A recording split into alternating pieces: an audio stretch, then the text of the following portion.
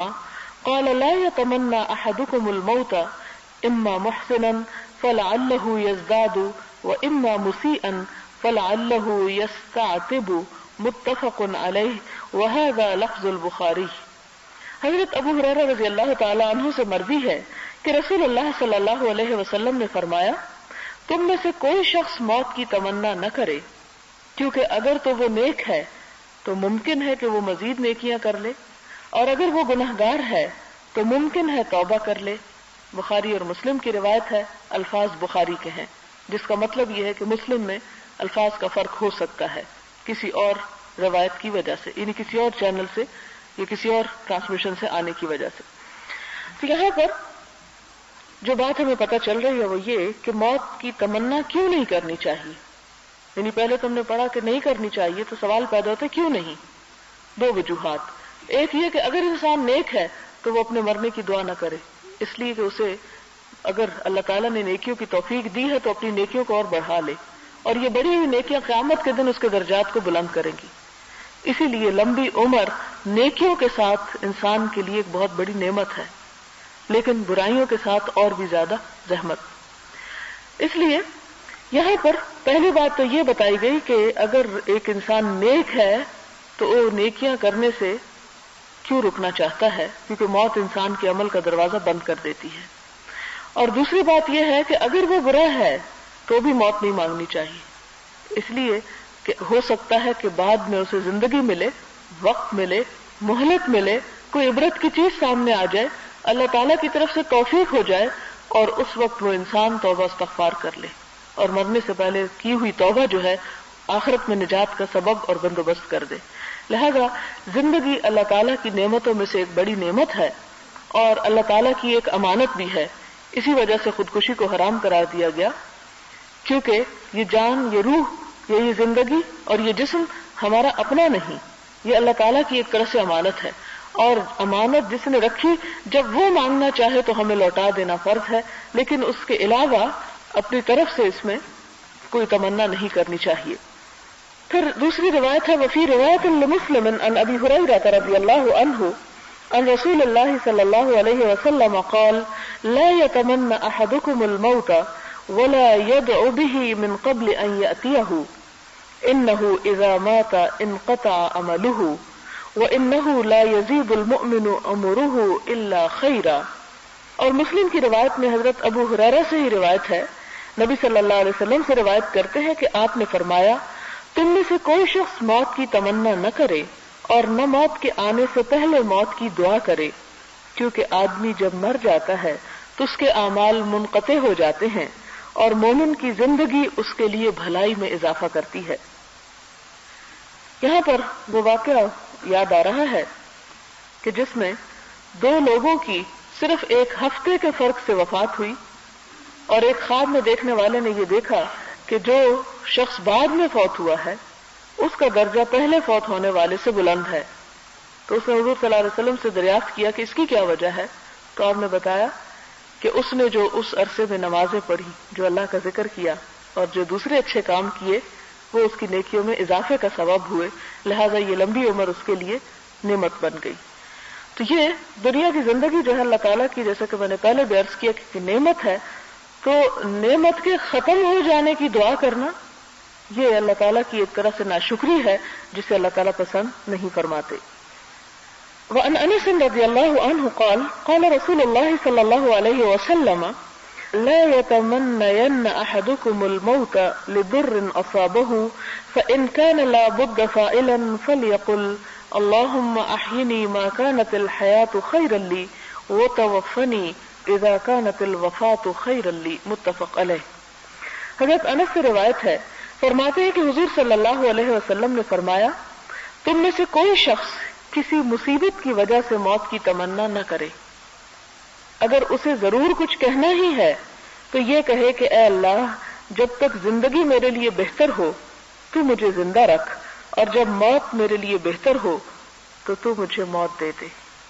یعنی انسان کو کسی حال میں بھی موت نہیں مانگنی چاہیے، یہ دعا صرف کر سکتا کہ یا اللہ تو زیادہ بہتر جانتا ہے، اگر تو سمجھتا ہے کہ اب زندگی میرے لیے اچھی ہے تو مجھے اور زندہ رکھ، اور اگر موت اچھی ہے تو مار دے، لیکن اس سے زیادہ نہیں مانگ سکتا۔ وعن قیس بن ابی حازم قال دخلنا على خباب بن الأرط رضي الله عنه نعوده وقد اكتوى 7 كيات فقال إن أصحابنا الذين سلفوا مضوا ولم تنقصهم الدنيا وإنا أصبنا مالا لا نجد له موضعا إلا التراب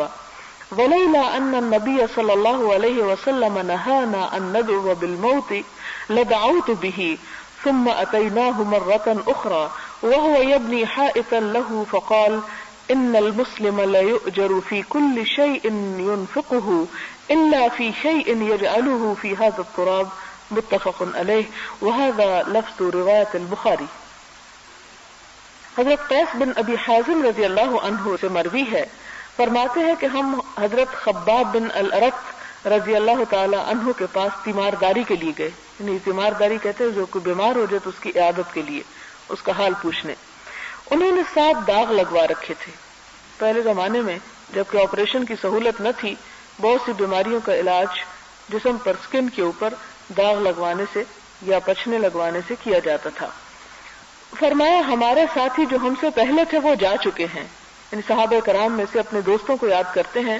کہ بہت سے ہمارے ساتھی دنیا سے رخصت ہو چکے ہیں اور دنیا نے انہیں کوئی نقصان نہیں پہنچایا، یعنی دنیا میں ایمان کی حفاظت اور سلامتی سے رخصت ہوئے، اور ہم نے جو کچھ حاصل کیا ہے اس کے لیے ہمارے پاس مٹی کے سوا کوئی جگہ نہیں۔ مٹی کے سوا کوئی جگہ نہیں یعنی یا تو یہ کہ اس کو مٹی میں دفن کر دیں۔ کیوں؟ آپ کو یاد ہوگا کہ مسلمانوں پر حضرت عمر رضی اللہ تعالیٰ عنہ کے دور میں خوشحالی کا ایسا وقت آیا کہ صدقہ دینے والے تو سب تھے، لینے والا کوئی نہیں تھا۔ اب ظاہر ہے کہ ان کے وہ اپنا مال و دولت کہاں رکھتے؟ فرمایا کہ مٹی میں رکھنے کے سوا اور کوئی جگہ نہیں۔ بینک تو ہوتے نہیں تھے، عموماً لوگ کیا کرتے تھے، زمین کھودتے، اس میں خزانے دباتے اور اس کو بند کر دیتے، اور یہی ان کی حفاظت کا طریقہ تھا، اس کے علاوہ وہ کچھ نہ جانتے تھے،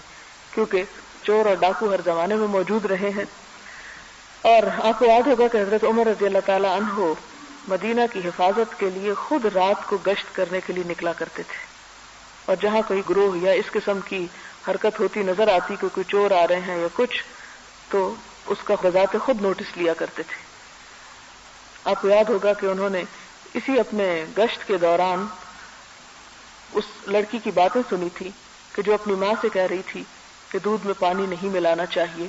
کیونکہ خلیفہ نے منع کر رکھا ہے۔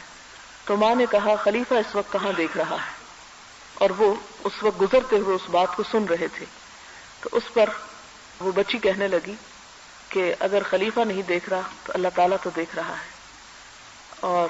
صبح کے وقت حضرت عمر نے اپنی بیوی کو اس گھر میں بھجوایا اور اپنے بیٹے کے لیے وہاں سے رشتہ لیا، اور انہی کی اولاد میں سے پھر حضرت عمر بن عبدالعزیز تھے جس نے اموی خلافت کی اصلاح کی تھی۔ تو یہ رزق حلال کی ایک اللہ تعالیٰ کے ہاں دنیا میں بھی انسان کو جزا ملتی ہے۔ بہرحال تو وہ خود یعنی گھوما پھرا کرتے تھے، اور بعض اوقات ان سے کہا جاتا تھا کہ آپ اپنے آپ کو اتنی مشقت میں کیوں ڈالتے ہیں؟ تو وہ کہتے تھے کہ اگر فرات کے کنارے کتا بھی بھوکا مر گیا تو کہیں مجھ سے نہ پوچھ لیا جائے۔ تو یہ احساس ذمہ داری ان کو راتوں کو بھی جگائے رکھتا تھا۔ پھر اس کے بعد کہتے ہیں کہ اگر ہمیں حضور صلی اللہ علیہ وسلم نے موت کی دعا کرنے سے منع نہ فرمایا ہوتا تو میں موت کی دعا کرتا، یعنی دنیا کے فتنے طرح طرح سے ہم پہ آ چکے ہیں۔ پھر ہم دوبارہ ان کے پاس گئے تو وہ اپنی ایک دیوار تعمیر کر رہے تھے، گھر بنا رہے ہوں گے۔ فرمایا انسان کو ہر اس چیز پر اجر ملتا ہے جو وہ خرچ کرتا ہے، یعنی کسی بھی چیز پر جب انسان خرچ کرتا ہے جائز اور حلال کام میں، خواہ وہ اپنے گھر والوں کے لباس پر یا کھانے پر یا کسی بھی چیز پر، جیسا کہ حضور صلی اللہ علیہ وسلم نے فرمایا کہ تم اپنی بیوی کے منہ میں جو لقمہ ڈالتے ہو، یعنی اسے جو کھلاتے ہو، اس کا نان نفقہ جو پورا کرتے ہو، وہ بھی تمہارے حق میں صدقہ لکھا جاتا ہے، مگر جو اس مٹی میں ڈال دیتا ہے اس پر نہیں۔ یعنی وہ پیسہ جو بند کر کے کسی جگہ پر جسے کوئی انسان یا کوئی چیز فیض حاصل نہیں کرتی، تو اس پیسے کا اس جگہ پہ رکھنے کا کوئی اجر اور ثواب نہیں۔ اس کے علاوہ انسان کسی بھی رنگ میں اور کسی بھی طریقے سے اپنا مال جہاں بھی خرچ کرے اس پر اجر اور ثواب پاتا ہے۔